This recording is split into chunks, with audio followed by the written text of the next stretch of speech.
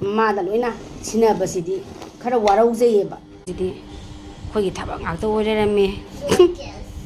ꯑꯉꯥꯡꯁꯤꯅꯗꯤ ꯀꯔꯤ ꯍꯩꯔꯨꯗꯣ ꯑꯁꯣꯝꯗ ꯑꯥꯒꯤ ꯀꯩꯅꯣꯗꯨꯗꯤ ꯍꯪꯉꯝꯒꯗ꯭ꯔꯥ ꯑꯁꯣꯝꯗ ꯂꯩꯕꯗꯨꯒ ꯈꯨꯔꯨꯝꯖꯔꯤ ꯃꯌꯥꯝ ꯅꯨꯡꯉꯥꯏꯅ ꯑꯗꯨꯝ ꯂꯩꯃꯤꯟꯅꯁꯦ ꯃꯌꯥꯝ ꯑꯩꯒꯤ ꯕꯦꯜꯀꯣꯅꯤꯁꯦ ꯃꯤꯅꯤ ꯆꯥꯟꯗꯅꯤ ꯁꯥꯠꯂꯝꯃꯦ ꯑꯗꯣ ꯑꯩꯅ ꯈꯤꯇꯪ ꯊꯨꯅ ꯁꯝꯖꯜꯂꯕ ꯍꯥꯏꯇꯥꯔꯦ ꯚꯤꯗꯤꯑꯣꯁꯦ ꯁꯥꯡꯉꯅꯤꯅ ꯉꯁꯤꯁꯦ ꯏꯉꯥꯒꯤ ꯄꯨꯔꯅꯤꯃꯥꯅꯦ ꯍꯥꯏꯌꯦ ꯑꯗꯨꯅ ꯑꯌꯨꯛꯀꯤꯗꯤ ꯁꯨꯃꯥꯏꯅ ꯃꯉꯥꯡ ꯄꯨꯟꯁꯤꯕꯗ ꯁꯨꯃꯥꯏꯅ ꯀꯠꯆꯔꯦ ꯅꯨꯡꯗꯥꯡꯗꯅ ꯀꯩꯀꯩꯅꯣ ꯍꯥꯞꯄꯒ ꯑꯗꯨꯝ ꯀꯠꯂꯒꯦꯅ ꯈꯜꯂꯦ ꯑꯗꯣ ꯑꯩꯒꯤ ꯃꯣꯔꯣꯛꯁꯤꯁꯨ ꯃꯄꯥꯟ ꯂꯥꯛꯄꯒꯤ ꯑꯗꯨꯝ ꯅꯨꯡꯉꯥꯏꯔꯦ ꯋꯥꯈꯜꯁꯦ ꯑꯗꯣ ꯉꯁꯤꯒꯤꯗꯤ ꯑꯩꯒꯤ ꯕ꯭ꯂꯣꯒꯁꯦ ꯏꯆꯥꯒꯤ ꯁꯝꯃꯔ ꯚꯦꯀꯦꯁꯟꯒꯤ ꯄ꯭ꯔꯣꯖꯦꯛ ꯋꯥꯛ ꯂꯣꯏꯗꯕꯁꯤꯡꯗꯨꯒꯤ ꯕ꯭ꯂꯣꯒꯅꯦ ꯑꯗꯨꯒ ꯁꯤꯒꯤ ꯚꯤꯗꯤꯑꯣꯁꯤꯅ ꯃꯥꯅ ꯆꯍꯤ 3 ꯐꯥꯔꯛꯄ ꯃꯇꯝꯒꯤ ꯚꯤꯗꯤꯑꯣꯅꯦ ꯑꯗꯣ ꯑꯩꯅ ꯁꯨꯝ ꯅꯝꯃꯒ ꯊꯝꯕꯗꯣ ꯁꯨꯝ ꯁꯤꯗ ꯑꯣꯏꯅ ꯍꯥꯞꯄꯒꯦꯅ ꯑꯩꯅ ꯕ꯭ꯂꯣꯒꯁꯤꯗ ꯁꯨꯝ ꯍꯥꯞꯆꯕꯅꯦ ꯃꯇꯦꯛ ꯑꯃ ꯑꯗꯣ ꯁꯨꯝ ꯌꯦꯡꯃꯤꯟꯅꯁꯦ ꯃꯥꯅ ꯉꯥꯡꯉꯤꯁꯦ ꯍꯨꯏ ꯃꯁꯛ ꯈꯪꯕ ꯍꯧꯔꯛꯄꯗꯣ ꯍꯨꯏꯅ ꯀꯃꯥꯏꯅ ꯈꯣꯡꯒꯦꯗꯣ ꯑꯗꯨꯒꯤ ꯃꯇꯥꯡꯗꯅꯤ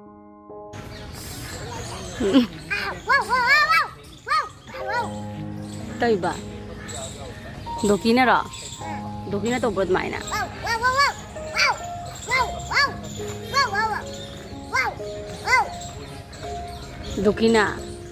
Doki is barking you. So loud.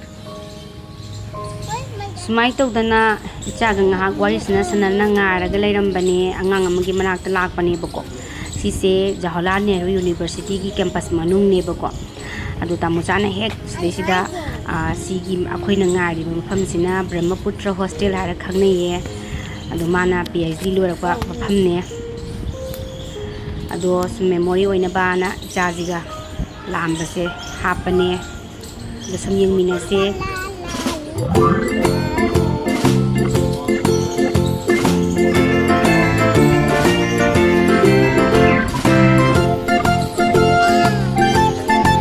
दास का तौगे फजै का दास का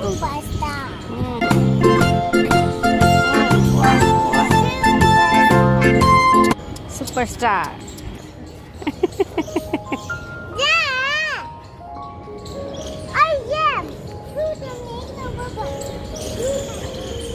matam se kem khangaude ngarang ta oiraboi ninge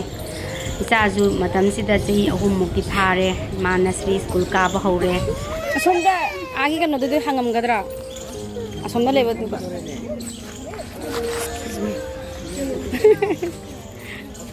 ada tamucha su ma su memory me amam nis de la ise ningsingam gani me amama kano lawru se isagi hobi lawbi se asomda hangam gadra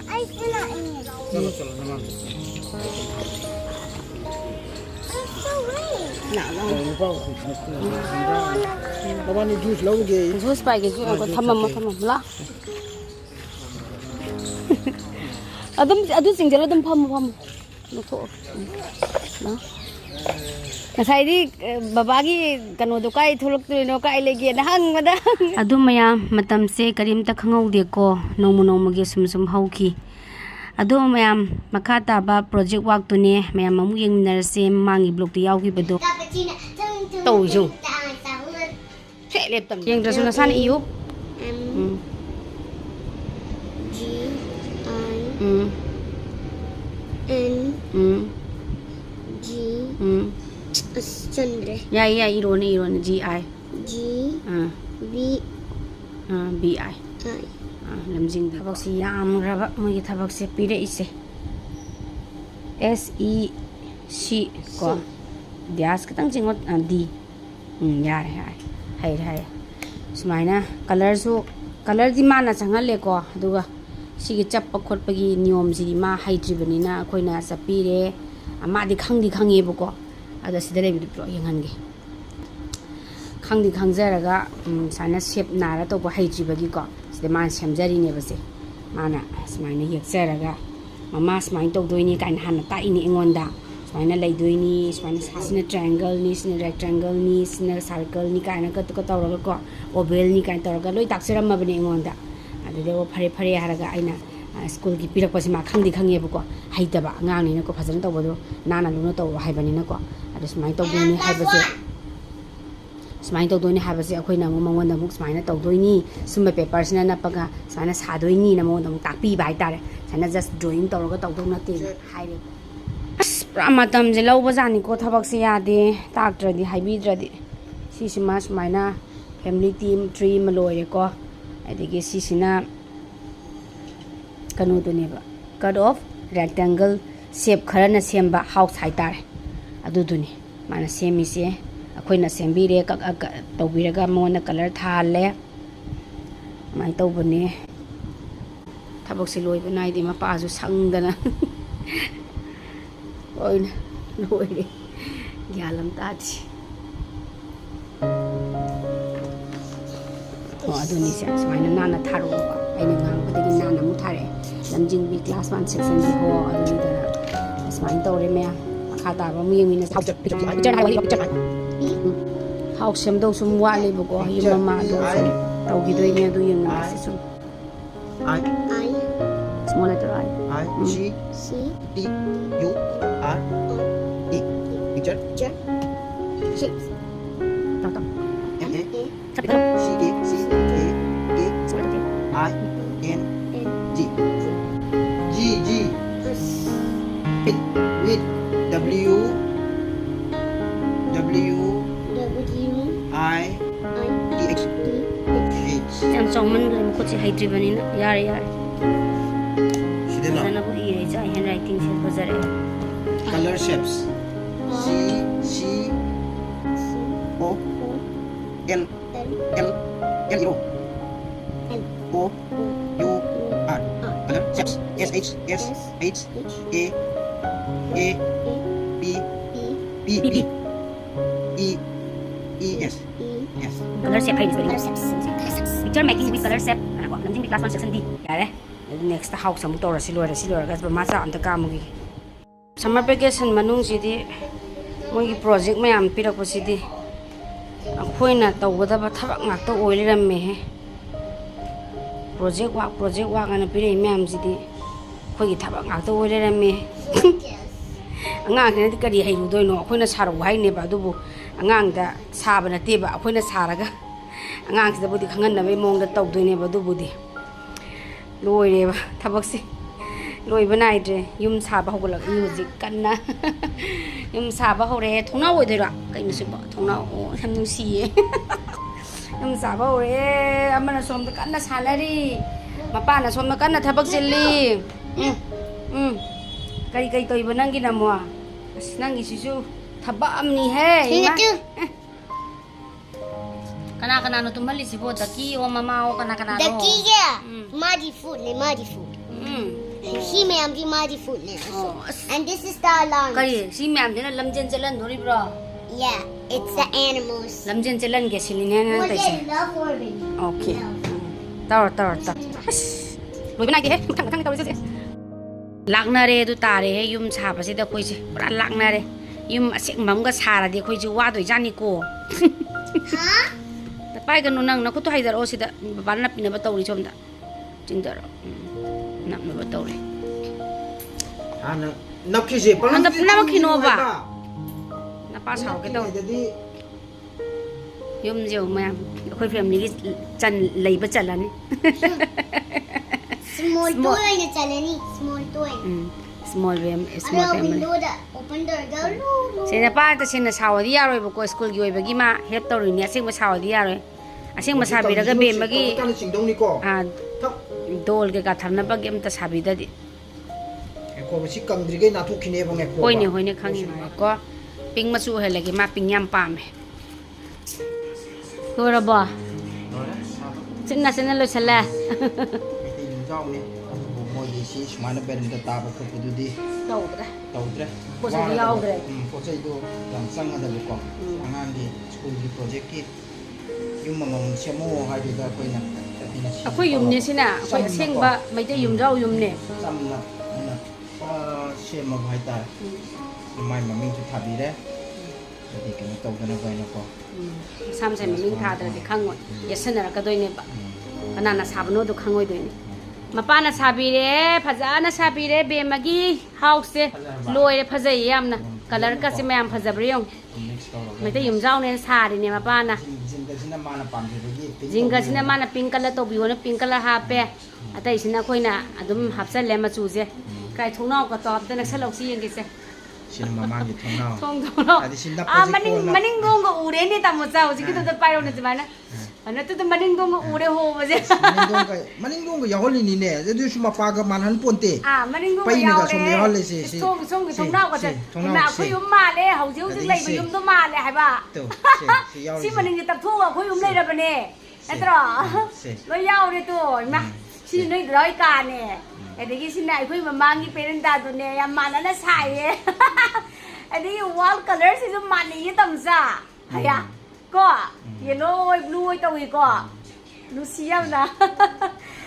yum ningjange hai sa dana loire hayeng purani loire arang na dagi si sa na hona bada ko pikraba yeng bada yam line udra se samjan mane sajan mane dagi kakpane masai sa scale pencil askari kara mam chang rajane di kari kari nap naba mahi kari kara sigi nap sap ola kaklak pada tau bohna bada thaba amdi oira bazane kaiguna habada yeng bada di am line uraba ngam samna lamjing bi house class 1 section D ne thare asyum maning donga ube wani da hoji tu maning hori jo maning donga ure he aseng mayum ni ko se hape tu to lo yaure si yengu se aseng mayum ni ko se mayam hoji manipur da lainari ba aseng mayum jao do sini building gumba check gumba dinatre ko sidi aseng ba haurak pada smaina ko lerak ba aseng mayum do sisni mai te yum jao se smai tawre thajadana yam phajana seme mong ku tam tawre yose kana kana gi idea no haibada sina amusa gi idea ni yum semba degi thongnau kakpa door thong chiloi idea ni ada ai gi idea na karamba idea no haiba matamda sigi kano se si hapaje jinga gi sigi mong se tawge na hai mana budi zum simple se sida adum color sangjala ji hai aina smai nap toini jinga malan doini na aina aigi idea na smai putok chare aduga nappagi machu mamen gi idea na isa gi na si color ji ohen biro haire adai machu atai tai sina aina loi hairaga tawre ai tamocha na yum gi sima phajana lon lawraga ma phajan sare siyamna loire house haba loire mama pana sabi ba house masana mana low leire se som to ringala ra loire be magi school gi project video se nambani nang kai phara ba hairo se harau budum da ro baba mana sem ba hai ba it's nice it's nice I love it it's nice I love it only that much I love it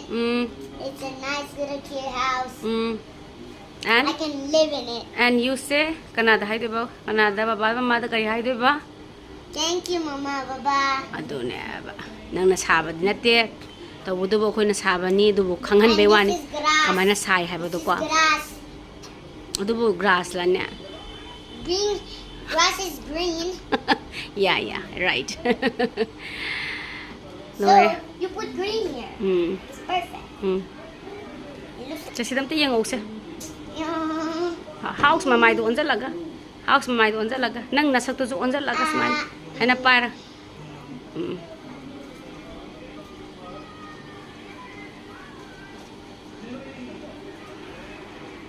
ayuk ki thabak sidi ko talle sangba tawre kadai tawdre kadai ichagi ngasi gi iskon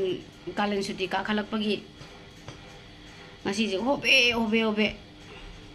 tawre angang ni na sum kuina karu da bagi mu hoguning da bodo auduna haudukna ba khona ba tawri ngida lo sanne khosan mane tawri ngida thabak si loi chin dana pochai se hapa kaw henki da hapi hauda ba adugi chaunga leramini hanki je ma haini nang ningjangakte haini ma su thabak salam dai lo challi gan moini gi lo sanam bonam dai se dum kok singau ba ma haini aina ningjang ta baini haini aina haini nang ningjang ta baini haini tawraga khanari baini hoji khanari mari tawnari salam dai thabak si mai dai ha ba kok ngau ha ba ada moini gi mu yose ꯇꯤꯐꯤꯟꯁꯦ ꯍꯥꯞꯅꯕꯒꯤꯅꯦ ꯍꯧꯖꯤꯛ ꯑꯩꯅ ꯁꯦꯝ ꯁꯥꯔꯤꯁꯦ ꯍꯧꯖꯤꯛ ꯍꯥꯞꯄꯤꯔꯒꯦ ꯅꯪꯅꯅꯕꯅ ꯇꯧꯕꯗꯗꯤ ꯄꯣꯠꯁꯦ ꯂꯣꯏ ꯀꯥꯎꯔꯦ ꯍꯥꯏꯕ ꯑꯗ ꯃꯃꯥꯅ ꯂꯣꯏ ꯅꯤꯡꯁꯤꯡꯗꯧꯅꯦꯅ ꯃꯃꯥꯗ ꯂꯣꯏꯅ ꯁꯤꯟꯅꯕꯁꯤꯗꯤ ꯈꯔ ꯋꯥꯔꯧꯖꯩꯌꯦꯕ ꯑꯗ ꯑꯩꯈꯣꯏ ꯅꯤꯡꯁꯤꯡꯗ꯭ꯔꯗꯤ ꯊꯕꯛꯁꯦ ꯇꯣꯛꯑꯦꯅꯤꯀꯣ ꯑꯌꯨꯛꯀꯤ ꯁꯛꯐꯝꯁꯦ ꯂꯣꯏꯔꯦ ꯐꯖꯕꯅ ꯂꯣꯏꯔꯦ ꯅꯨꯄꯤ ꯑꯩꯈꯣꯏꯗꯤ ꯈꯤꯇꯪꯒ ꯅꯥꯟꯖꯟ ꯇꯩꯁꯟꯗ꯭ꯔꯗꯤ ꯐꯖꯗ꯭ꯔꯦ ꯑꯗꯨꯅꯤ ꯃꯌꯥꯝ ꯑꯌꯨꯛꯀꯤ ꯇꯨꯝ ꯍꯧꯒꯠꯂꯛꯑꯒ ꯅꯪꯅꯕꯅ ꯒ꯭ꯔꯣꯡ ꯒ꯭ꯔꯣꯡ ꯒ꯭ꯔꯣꯡ ꯂꯣꯏꯁꯤꯜꯂꯛꯄꯗ ꯑꯗꯨꯝ ꯐꯖꯔꯦ ꯃꯥꯏꯊꯣꯡꯁꯦ ꯌꯥꯗꯦ ꯇꯨꯝꯕ ꯈꯣꯠꯄꯁꯦ ꯍꯦꯛꯇ ꯊꯦꯡꯈ꯭ꯔꯗꯤ ꯊꯕꯛꯁꯦ ꯂꯣꯏꯅꯃꯛ ꯊꯦꯡꯉꯦ ꯍꯦꯛꯇ ꯌꯥꯗꯦꯀꯣ ꯃꯌꯥꯝ ꯑꯗꯨꯅꯦ ꯃꯌꯥꯝꯁꯨ ꯁꯨꯃꯥꯏꯅ ꯇꯧꯕꯤꯒꯅꯣ ꯉꯁꯥꯏ ꯍꯣꯕꯤꯒꯤ ꯃꯌꯥꯝꯗꯨꯗꯤ ꯑꯩꯁꯦ ꯚꯤꯗꯤꯑꯣꯐꯧ ꯅꯝꯕ ꯁꯪꯗ꯭ꯔꯕꯅꯤ ꯑꯗꯣ ꯍꯧꯖꯤꯛꯇꯤ ꯈꯤꯇꯪ खर कोममनिना वीडियो नमजरामनी तो मागी लंच मागीजु लंच हाप लोरे अदे इचानपीगीजु